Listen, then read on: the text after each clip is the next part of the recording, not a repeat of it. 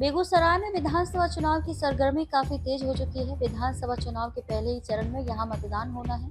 इसी क्रम में बेगूसराय विधानसभा क्षेत्र संख्या 146 से कांग्रेस प्रत्याशी अमिताभ भूषण ने अपना नामांकन कराया। अमिताभ भूषण ने कहा, बेगूसराय का विकास बीते 5 सालों में कागज पर हुआ है या पेपर पर, यह तय जनता को करना है। 125 यूनिट फ्री बिजली पर कहा, जब से फ्री हुई है बिजली, बत्ती ही रहती है गुल। महागठबंधन के प्रति बड़ा है लोगों का भरोसा। नामांकन आपका हुआ बेगूसराय विधानसभा से, क्या लगता है कि इस बार मुख्य रूप से एजेंडा क्या रहेगा? एजेंडा तो विकास, जो सब लोग बात करते हैं, लेकिन विकास किस तरह का? या विकास पेपर पे या विकास धरातल पे? अभी जो पिछले कुछ दिनों से जो विकास हो रहा है केवल पेपर पे हो रहा है, तो चर्चा करते हैं। लेकिन अगर आप आम मतदाताओं से पूछेंगे तो देखेंगे कि विकास क्या हुआ है, नहीं हुआ है। बेगूसराय में जो सरकार की योजना जो धरातल पर पहुंचनी चाहिए वो नहीं पहुंची है। जैसे सरकार की एक योजना है कि डिग्री कॉलेज बने। क्या बेगूसराय विधानसभा क्षेत्र में कोई भी नया कॉलेज बना है? किसी प्रखंड में डिग्री कॉलेज की चर्चा भी हुई। बेगूसराय के युवाओं को क्या रोजगार के अवसर मिले? नहीं मिले। तो ऐसी कई बात है जो यहाँ के लोग, यहाँ के आम मतदाता गुस्से में है, नाराजगी साफ दिख रही है। और कल के नामांकन में जो कि मात्र 10 घंटे या 12 घंटे पहले कहिएगा कि नामांकन के लिए मैंने पोस्ट डाला, और उसमें इतनी तादाद में लोग आए, स्वतः आए, उसको देख करके लगता है कि कहीं ना कहीं जो महागठबंधन के कार्यकर्ता का उत्साह बढ़ा हुआ है, आम मतदाता का उत्साह बढ़ा हुआ है, और हम लोग सब मिल करके चुनाव लड़ेंगे और जीतेंगे। क्षेत्र का लगातार आप विजिट कर रहे हैं मैडम, हर एक क्षेत्र को आपने देखा है। क्या लगता है कि लोगों के मिलने के बाद क्या लग रहा है आपको कि क्या उनकी जरूरत क्या है? मैं क्षेत्र से कभी अलग रही ही नहीं।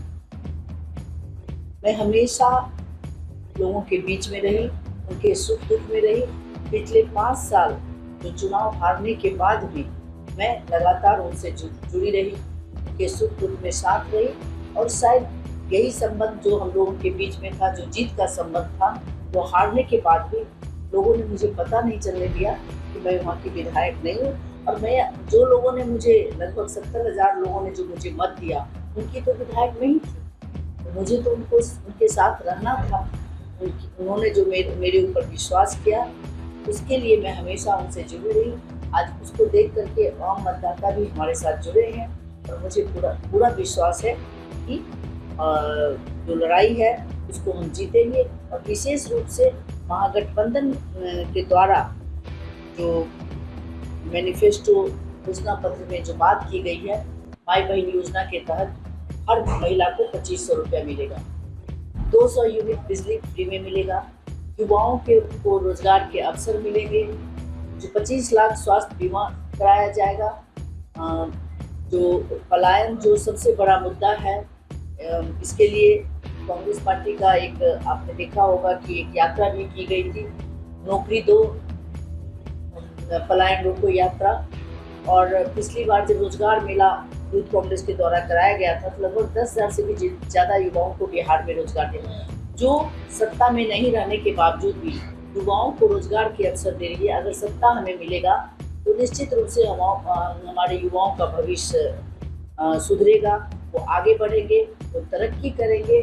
और तो ये सब मैनिफेस्टो का जो भी बात रखी गई है, और हमारा और हमारे महागठबंधन के कार्यकर्ताओं का जो है कि उस घर घर तक उस बात को रखेंगे। और सरकार भी देख रही है कि कहीं ना कहीं महागठबंधन के प्रति आम मतदाताओं का भरोसा बढ़ा है। इसीलिए सरकार चुनाव के कुछ दिन पहले 10,000 रुपया महिलाओं को देने की बात की है, 125 यूनिट बिजली की बात की है।